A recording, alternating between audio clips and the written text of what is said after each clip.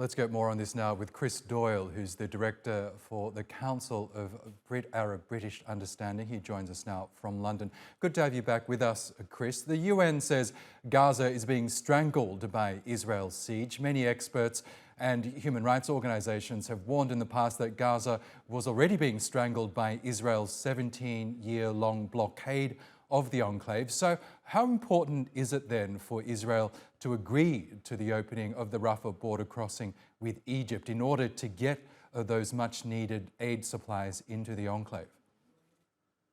Well, this is actually vital historical context, that this conflict didn't begin on the 7th of October, and the Gaza Strip, as an overcrowded area under Israeli occupation in international law, was already in a situation of protracted humanitarian crisis and denial of freedoms.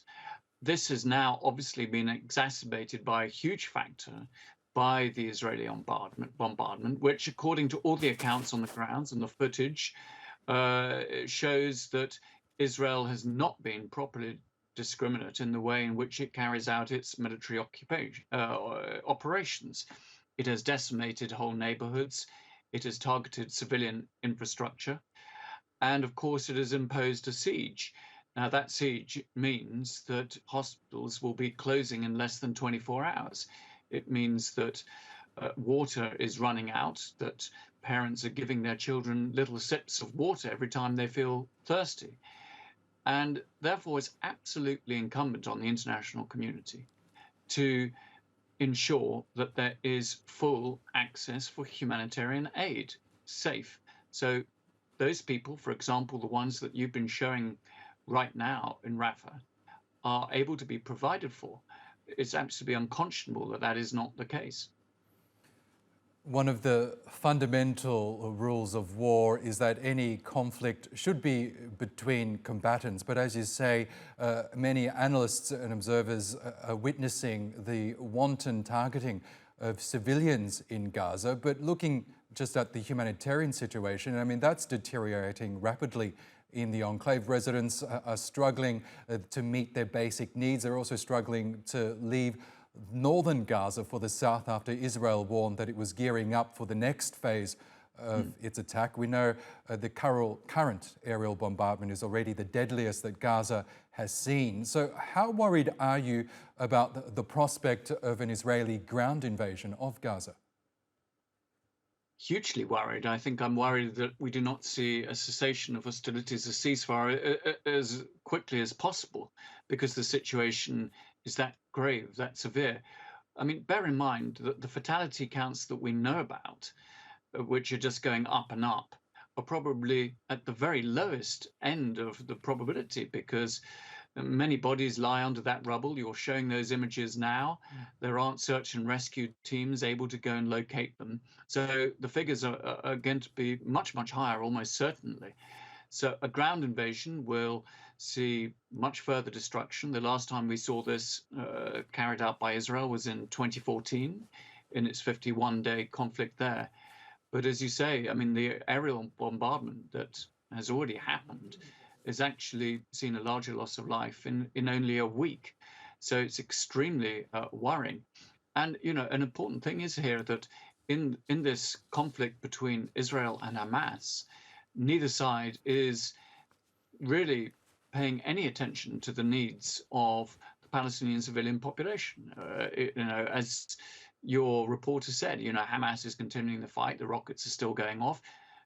Israel is continuing its bombardment. Neither seems to be willing to engage in a ceasefire.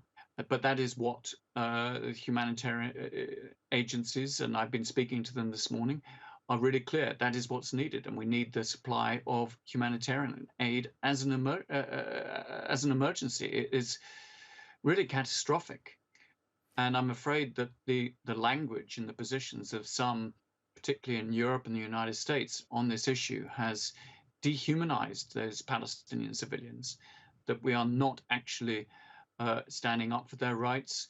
Many Palestinians are asking, you know, why does the West ignore our plight? Why do they speak out about Israeli civilians under attack, but not Palestinian civilians under attack? That has to end. And there's a real risk that all of this could spread. And that ground operation you referred to certainly risks opening up other fronts, particularly in the north with Hezbollah, but also further violence in the West Bank, where 54 Palestinians have been killed in the last week as well.